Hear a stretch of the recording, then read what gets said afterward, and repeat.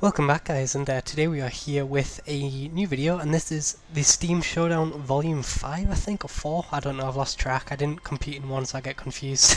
But this is the Steam Showdown. This is going to be my deck tech for the deck I've chosen for this tournament, and for those of you who don't know what the Steam Showdown is, it's a tournament obviously, held in the Magic Duels. It's held every season, and I've competed in every season bar one, and basically you choose a deck, and then you're not allowed, there's no sideboards, you choose a deck, you stick with it throughout your entire time in the tournament, and then yeah, so it starts off with 5 rounds of Swiss, so each player plays someone with the same record as them for 5 rounds in a row, and then there's a cut to top 8, where it's from then on it's single elimination till the champion.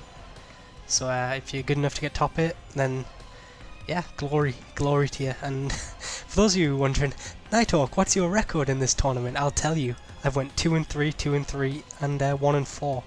So I am clearly an expert at this sort of thing, and you should be heeding all my advice. But to be fair, in the last tournament, the one where I went 1-4, showing I'm on a hot streak by the way, but the one that I went 1-4, I did get some pretty shit luck in it, and I chose a boring deck, so I wasn't really too motivated. But this time, that's not going to be a problem. And I'll kind of go through my process now about how I came to choose this deck, and it started off pretty much as soon as the tournament was announced. I decided I want to run a deck with at least access to 2 copies of Reclamation Sage. I just feel Vehicles is going to be popular. I just think it's such a powerful card right now, Reclamation Sage. It's very rarely does it not have a target. Vehicles, you know, enchantments such as like Sphinx's Tutelage. Every deck, most of them anyway, apart from maybe Control, but even some of them are in Dynavolt Tower. But most decks have a target, a very important target, and being able to have access to Reclamation Sage probably is the best artifact / enchantment hit we have, barring like Anguish and Making. So I decided, yeah, pretty much I want to run 2 Reclamation Sages. So first thought was, let's go with a ramp deck. And as you all saw, I built this green-red ramp deck. And to be honest, I don't think it's a bad choice, I just didn't like it. I think for me it's a bit too linear, in the fact that everyone knows what you're doing, everyone knows how to beat ramp, you go under it, or you counter the big threat, so that might be a problem. But the thing that really turned me off this deck is I actually, there's another tournament I didn't record it on this channel, but there was a Steam King of the Hill match. I played against a guy called Jolly who's very good at the game, and he brung a Mardu Vehicles deck, and I brung this ramp deck. And to be brutally honest, I did not think I stood a chance. Like, he won 2-1, but he got mana screwed one game, and it was just, even with like the Reclamation Sage, I felt my deck was just a massive underdog. My removal just didn't do anything. Like, Radiant Flames doesn't hit their vehicles, Rolling Thunder does nothing. Harness Lightning doesn't kill like Aether Sphere Harvester. I didn't feel my removal matched up well. So that kind of turned me off ramp. I don't think it's a bad choice, I got bad experiences before the match in the vehicle matchup, so I thought, this isn't for me. And then you got to saw my next experiment, or should I say abortion, with this, where is it? There we go. Green Warden, the green-black mid-range deck, which became a famous video. But this deck was, as you can see again, a common theme here, we run 2 Reclamation Sage. But I don't think I've got this deck to a level I'm happy with. I haven't edited it since last time, but I have made some changes here and there, and I just haven't liked them. I think the green-black mid-range deck, maybe you can splash red or something, but I think this kind of base for a deck for an idea is very, very powerful. I just haven't got it to a place I'm happy with, and I don't know, it's just not, like I said, I just don't think I've got. I think an optimized list would be very, very potent, but I don't think mine is there yet. So unfortunately, it's on the sidelines. So then, when I was scrambling for an idea, Covert Go Blue posted his Teamer Emerge list, and I took like two looks at that list and thought, hey, let's make something work with that. It ticks every single box. I can run 2 Reclamation Sage. It's pseudo more than 2 Reclamation Sage because we've run stuff like Grapple in the past, and Pulse from Murasa. But yeah, so I'm running this deck, Teamer Emerge. I will put the deck list in the description if you want it. I have made some changes from Covert's list, so I will now go through all the cards, so bear with. By the way, if anyone's from the tournaments watching this, because I'll be uploading this before the deadline, this might just be a bait and switch, this might not even be the real deck I'm submitting. How do you know? Prove it. Anyway. Start things off with 3 Primal druids. This card surprisingly, it looks very innocuous, but it's actually surprisingly annoying to deal with. I call it the Joddy offshoot effect, where an 0-3 can just sometimes really frustrate your opponent, especially if they're playing 2-power creatures. Like if they go, I don't know, I'm trying to think of it, like if they go like a turn 1 Inventor's Apprentice, or like a turn 1 Kithian or something, and then you just slam this guy down, there your opponent's really sad. I mean, they have to choose between killing, like using a combat trick or using a removal spell on this rubbish creature, or they just can't get any damage in. So, but obviously that's not the main theory of this guy, otherwise we'd just be running Joddy offshoot. This thing is a great emerge target, you know, gets you a land, you don't mind if it dies. It's holds on the fort and it mana fixes, and it can potentially ramp you. That's kind of a dream case scenario. You're not going to be casting this guy very often on turn 2 and then playing a 4-drop on turn 3, unless your opponent's like really desperate to get damage in. But it is an option and is a very good creature. We run 3. I don't think you want all 4. I think 3 is right. So yeah. In the next slot is Druid of the Cowl. This thing is very, very good. It ramps you to your 4-drops, 5-drops, 6-drops a turn early, which is relevant in this sort of deck. Again, and late game you don't mind emerging off it, but mostly this guy is here for the ramp. Being able to slam a Chandra or Kiora on turn 3 is backbreaking, and even some of your like being able to play a sweeper a turn early is huge. Chandra again, sweeper a turn early is huge. It's just a very powerful thing, and even in this sort of deck you can go like 2 drops on turn 3, which is pretty potent. So big fan of this guy. I was kind of very much on Druid of the Cowl after playing with the green-black mid-range deck. I really liked that early ramp, and this deck has an option to it, so I thought why not, let's go with that as well. Grapple with the Past is just a busted card. It really is. If you've got the time with this card, it is just an absolute haymaker.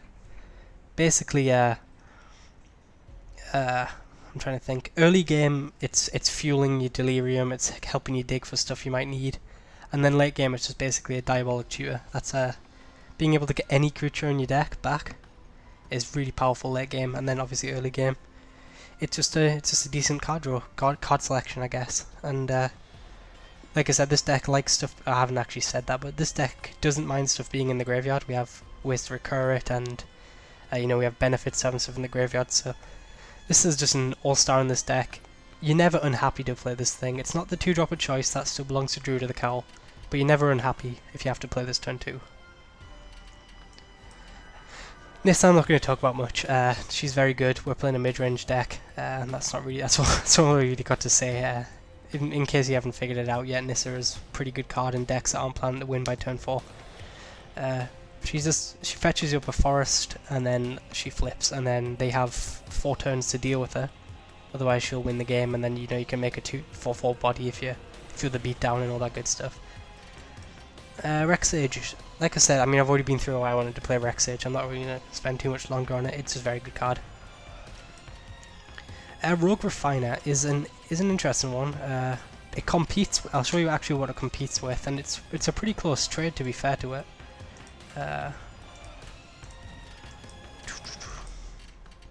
It competes with Filigree Familiar as the competition with Rogue Refiner. The differences is that Rogue Refiner is harder to cast, although I don't think that's too much of an issue in this deck. Yeah, it's not really too much of an issue in this deck. I've never found mana to be too troublesome, but it is a factor. It is 3 colorless. But Rogue Refiner, the reason I like this Rogue Refiner over Filigree Familiar is the trigger on it in the battlefield is obviously just better than being on death. It means you don't have to emerge it out or anything, or have to like block it or trade or anything. And although the life gain, I'd say, is probably more relevant than the energy, the energy does have relevance in this deck for Aether Hub and stuff like that. But overall, I think it's the extra power that kind of switches it to me. Being able to trade off with like a Snake or a Sylvan Advocate or something is more relevant, I think. I think it makes it harder for your opponent to attack into it, and you're more likely to trade it off, which you don't mind at that point. So I preferred it over Filigree Familiar, though I will admit it is close. I mean, this also has like Delirium synergies as well. We run 1 off Pilgrim's Eye. I did cut this down a bit. Covert ran all 3, but I only run 1. Not that it's a bad card or anything, but the reason is that, like I said, I haven't really been struggling with mana with this deck.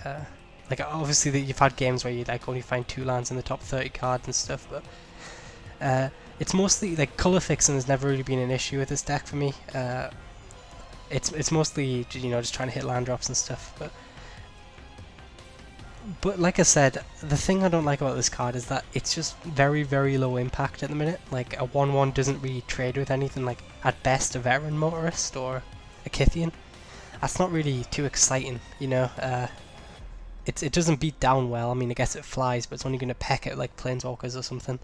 So it's not exactly putting on pressure or anything. It just, like I said, it's very low impact, and I feel like my mana is good enough that I don't really need like all 3 copies of. But like I said, we do run a 1 of.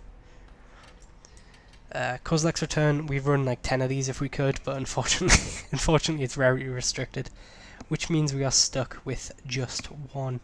Although it is, I mean, if you get the synergies with this card in this deck, it's obviously busted. Any emerged Eldrazi, you get the triggered ability from the graveyard. We have self-mill to get it in the graveyard, and even just for 3 mana, 2 mana instant, 2 damage instant speed sweeper isn't terrible, although it's not too great in the current meta, but it is an option.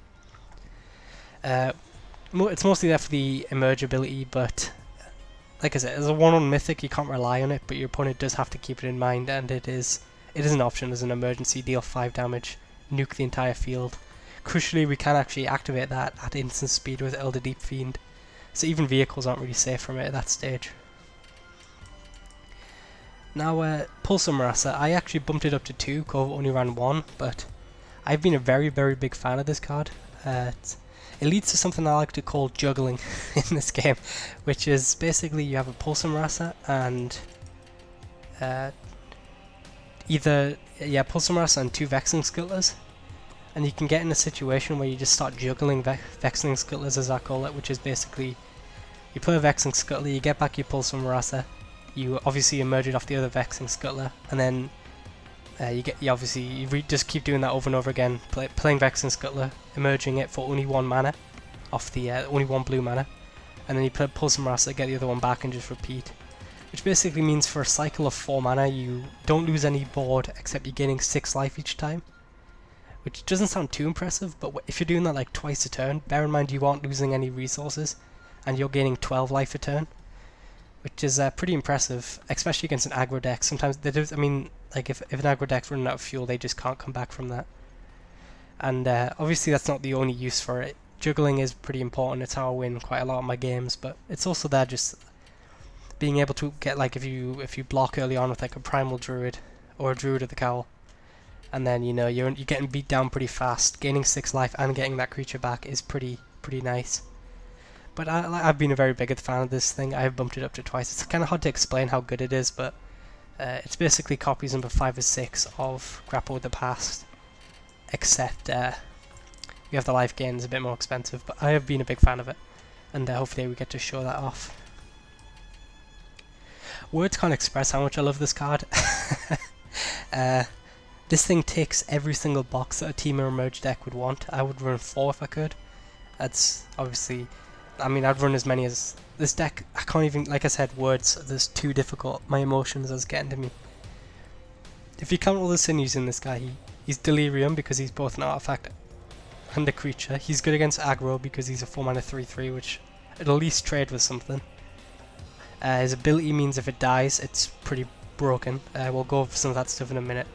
But so it's just... He just ticks every box, and let's look at some of the broken stuff we can hit. Pulsar Murasa getting this thing back, that's pretty nice. Kozileks return Sweeper, Rogue Refiner, draw a card, have an extra body, Reclamation Sage, Nissa, that's always fun late game. And it does mean you want to don't want to play your lands out before you emerge off this thing in case you do hit Nissa.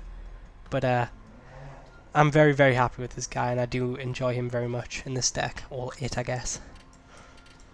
I guess we'll go on to a Planeswalker. One of them's more debatable than the other, but well, we'll let you guess which one's which. But Chandra's just busted.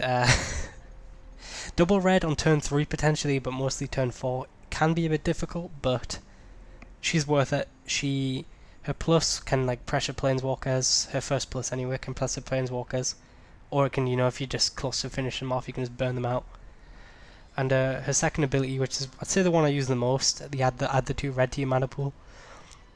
I mean, being able to go from like 4 mana to 7 mana is huge. I mean, we don't have any 7 drops in this deck, but well, like non-emerge fodder, I guess. But even still, being able to like play a 4 and a 3 on the same turn on like turn 4 is just busted. It's really good. And she's also a removal spell, and again, she just wins the game if they can't answer it. And this deck is very good at putting up a board stall, so your opponents might struggle to find the answer, and they've only got 3 turns to do it. Kiora, obviously the more debatable one, but Kiora kind of got a huge buff in the expansion, which I haven't heard too many people talking about. I mean, like I said, this isn't like 100% my deck, so I'm not going to pretend I'm the first one to discover it, but her +1, which is untap a target creature and land, works well with Druid of the Cowl. Basically gives you +2 mana each turn, and it can lead to some pretty disgusting things, where you go turn 2 Druid of the Cowl into turn 3 Kiora. Where has she gone? Turn 3 Kiora, and then you untap the Druid and a land, and then you have another 2 mana. So then you can play like a grapple or a Druid, another Druid, or an yeah. So you can play another 2-drop basically. So that means on turn 3 you have access to 6 mana. That's huge. Like, your opponent's probably playing like a, I don't know, they'll be playing like a Thalia or like a Liliana or something, and you're just playing 6 mana worth of spells on turn 3. That's just backbroken. And she's very good. Her +1 has got a huge buff in this deck now, but to be honest, her -2 is mostly what you use her for. Being able to dig 4 cards deep for a creature and a land. Like I said, this deck has graveyard synergy, so we don't mind stuff going into the graveyard. And I mean, like I said, she's not like an absolutely absurd creature, but even if you just minus twice in a row, you've drawn probably 2 to 4 cards, most likely 3, I'd say. And that is not a bad choice. It's digging you closer to what you need and get a Kozileks return in the graveyard. Her ultimate is pretty irrelevant, especially, I mean, it takes so long to get to -8. That's like 5 turns. It's really slow, but you never know, maybe there's some situation where you can make the octopuses. I know that's my dream, to do that in the final, but we won't plan that far ahead. And we get onto some of our 5-drops here. Ishkanah, the only delirium card in the deck, and again, we'd probably run more if we could, but she's very good at blocking the board. And just, I'd say she's probably the saddest card for an aggro deck to see. Well, up there with like a Gisela or something they can't deal with. Just, it's so much resources they'll have to pump in to get round Ishkanah. Like, even if they kill the 3/5 body, you've got to deal with 3 1/2s, which can chump for a long while at the very least.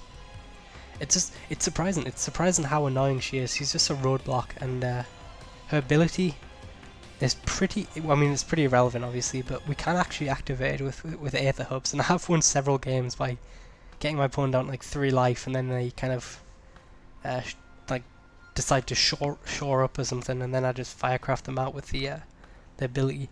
But obviously that's not too relevant, but she's a great hose against aggro, and yeah, not really too much else to say. She's very good. Barals expertise is kind of our new emergency switch button. Before we had to run Crusher Tentacles, but now we have access to Barals expertise. It is just 10 times better than Crush ever was. Basically, when it says artifacts or creatures, it's basically saying creatures or vehicles. I don't think there's too many too many non-vehicle artifacts you'll be happy to bounce. Maybe a key to the city or something, but most of them have entered the battlefield effects, so it's not too great. But just being able to basically one-sided sweep the board, or in some cases being able to replay and enter the battlefield effect, such as if they have 2 creatures and you have a Rogue Refiner on the field, you can bounce your own Rogue Refiner and then cast it off the Barals expertise. But 4 or less is pretty huge in this deck. Being able to like play a Kiora, Chandra, Treasure Keeper, that's just backbreaking. But even if you can't, again, it's kind of like the Treasure Keeper. I mean, there's plenty of good hits in this deck. So I'm very happy with Barals expertise. I would run more. It's kind of the theme of the deck, but that's kind of my indicator of how good it is. If I could run more, I would run more. And yeah, not really much else to say at that point. She's just, a lot of games will come down to, I'll go, okay, if I draw Barals expertise here, I win, or and I need to draw Barals expertise to survive. And it's great offensively and defensively, which is kind of the bonus of it. Like, if you're beaten down, being able to clear out their entire side of the field is just... They're probably dead on board at that point if you remove 3 blockers they were expecting to have. Nissa Vital Force. Now this, I will come back to her later actually, but after a notable missing from this deck. But Chandra Flamecaller is just... It's a sweeper. In worst case scenario, if you're very far behind, you can -4 and then deal 4 damage to everything, but that's like worst case scenario for Chandra. But best case scenario, she wins the game. Her plus will pressure planeswalkers and the opponent very, very quickly. They have like 3 turns to deal with her, and before this probably out of hand. But surprising amount of times I've used the 0 with her as well. If I'm flooding out or I'm drawing like a bunch of mana dorks later on, just being able to like refresh your hand is surprisingly relevant. But she's obviously amazing in this deck. What was I gonna say? Like, I mean, yeah, she's just really, really good. Just being able to... She's very good against the anti-planeswalker deck. Like, if they tap out, like, turn... I don't know. They tap out for, like, a Sorin or a Johnny or something. You can just actually hammer them with a Chandra. It's just... It's such a swing. If they tap out for their planeswalker, you're now behind. Then you play your own planeswalker to kill their planeswalker. It's pretty busted, although obviously that can work both way around with the Sorin, where you play your Chandra and then they just kill it with Sorin, but it's an option, and she's very good. Obviously she's a planeswalker, she's never going to be too terrible. And yeah. Elder Deep Fiend, we're getting on to our Eldrazi now. This thing is mostly a finisher. Being able to tap up to 4 permanents, basically you'll be able to tap out your opponent for a turn a lot of the time, or you'll be able to tap down their entire like defense or attacks if you're behind. It's a very, very good card. The flash makes mind games pretty difficult. If you pass with like 6 mana up, your opponent's going to be hesitant to attack if they don't have anything. So it's just nice mind games, especially with a merge. Like, it only costs 2 blue if you merge it off another Eldrazi, which doesn't sound too relevant, but it actually is. Being able to play this thing for 2 mana and merge off a scuttler or something, it's just... Your opponent very, very rarely sees it coming, and it just closes out the game very quickly. This is kind of the sadness of the rarity restriction. We probably run 4 of these and less Vexing Scuttlers, but because of the situations, this is where we're at, and Vexing Scuttler isn't too bad. Speaking of, this thing is, like I said, I've already been through juggling, which is now my coined term. I hope everyone uses it whenever they refer to this situation.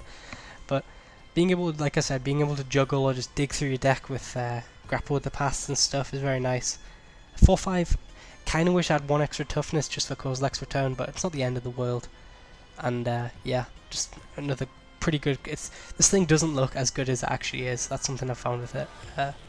It looks very mediocre, paying like 7 mana and a creature just to get a 4/5.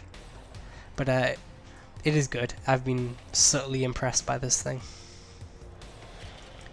And our finisher is Ulamog, which may seem a bit out of randomness, considering that we have no ramp, like Nissa's Pilgrimage's explosive vegetation.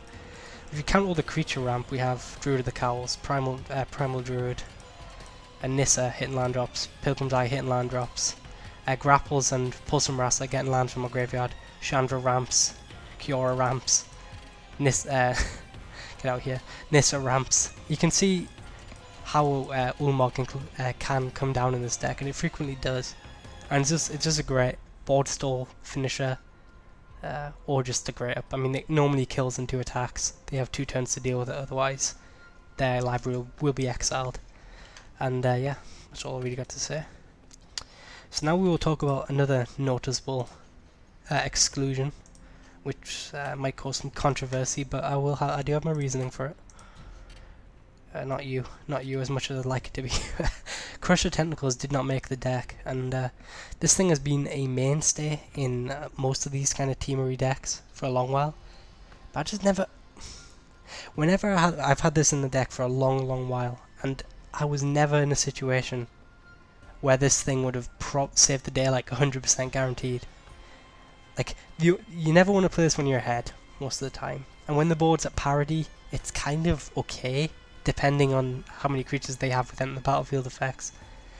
But when you're behind, this thing So it's really only playing this thing when you're behind, and it's admittedly it does the job when you're very, very far behind. It'll be the only card that can save you. Sometimes even Barals expertise isn't good enough. But even then, if you're that far behind, you probably don't have the time or ability to go for the surge, which means you're literally just wiping the board, and then they're going to play all this stuff next turn. It means you're probably just buying yourself 1 to 2 turns at most if you're that far behind, where this card would be good. And I was just finding that it was really narrow in that situation. They came up once and I cast it, and then that exact situation I was really far behind. They had like 2 planeswalkers about to ultimate. I cast it, didn't have the time to surge it obviously, and they just played their planeswalkers and I just couldn't keep up. Like next turn I played out my threats, and then they get to go first is what kills me. Like, you bounce everything and then they get the first turn to react, so they get to put the pressure on, and it just didn't really do it for me. I really just did not enjoy it in the deck, so I thought, what would I want to replace it with? And that's when Nissa came along. So Nissa's obviously not as good when you're very far behind, but in that situation, if you're very far behind with Nissa, you do get a 5/5 blocker for a turn, or maybe a permanent, which can maybe help you if you've got a lot of mana going for you. But I mean, obviously a 5/5 is not as good as wiping the entire board, but it is something. If they can't remove it, a 5/5 is a blocker. But the thing is with me is when you're at parity, she's very, very good, because her ultimate just takes over the game very quickly. And if you're ahead, the beatdowns are real. Being able to smack them for 5, being able to pressure planeswalkers with a surprise land, like if they go turn for Chandra plus, and then you just play your Nissa and then crush them with it, that's just huge. I've been very much happier with Nissa over Crusher Tentacles because of this deck. So it might come back to bite me in the tournament if there's ever a situation where Crush would save me and Nissa is all I've got. Then I will have to keep that in mind. But overall, I do think Nissa is the choice for me. Now obviously we run 61 cards. I'd probably say the cut, if you're going to cut anything here, probably is a Pilgrim's Eye. I really don't think it's necessary, but I'm keeping 1 in just for the time being. Mana base, I've changed up a bit from COVID. He only ran 23 lands, but because I run 61 cards, I felt that was tempting fate. So this is kind of where we're at. We run the lands that come in quickly, these 2 here. We don't run the what's it called? The green-red one, Rootbound Crag. Just because you do need your basics in this deck. We have a lot of filtering for basics, stuff like Primal Druid, Nissa. So you do want your fair share basics, and red's not too important. I've never really struggled to have double red. I did actually add a couple more red sources, but so we run obviously we're a heavy green deck, 9, 2, and then 4. But on the non-basics fronts, we run these 2. I don't know what they're called, the Duels rares, and then 1 cinder glade, which is what I added. Took out a forest for cinder glade just to snuggle up that red a bit more, and because I added an extra land, I added Lumbering Falls in as well. Surprisingly relevant, this Lumbering Falls. I was playing a control deck where they were just murdering me. It was not pretty. I can't remember exactly what they had, like a turn 2 Barals, and it was just like counterspell, counterspell, counterspell, horribly arrived for 1 mana. It was a murder, and then push came to shove, I ended up wiping the board with the Kozileks return to kill like a Disciple and maybe and the Baral and stuff. And then he had a hand of like 8 cards, I had 1, and I just kept hitting him with Lumbering Falls and he couldn't deal with it, and I won the game, which was surprising. And obviously that's not too relevant, but Lumbering Falls is great against control, and it is something to keep in mind. And then obviously we run 3 Aether Hub, which gels well with Rogue Refiner. Basically means you don't have to worry about this only being a one-time use sort of thing. But one thing to keep in mind is that Duels tapping has now regressed to like 2013 levels, and the game loves to leave this thing open for some reason. So you have to watch how you tap when you play this deck. But overall, that's the deck. I mean, we play 2-drop, ramp into a 3-drop or something, emerge out small draws, he gets some value, can't lose the game. We're going to be unstoppable. This is going to be a 5-0 deck, and then we're going to drop out because we don't want to embarrass the top 8. But that is the deck. I'm looking forward to competing in it. Obviously I'll be uploading the matches on this channel, so I'm not going to be playing any games with it today, but you will see that for 5 weeks in a row at the very least, and we will see how we do. Hopefully we do better than last time. And yeah, so thank you guys for watching, and I will see you later.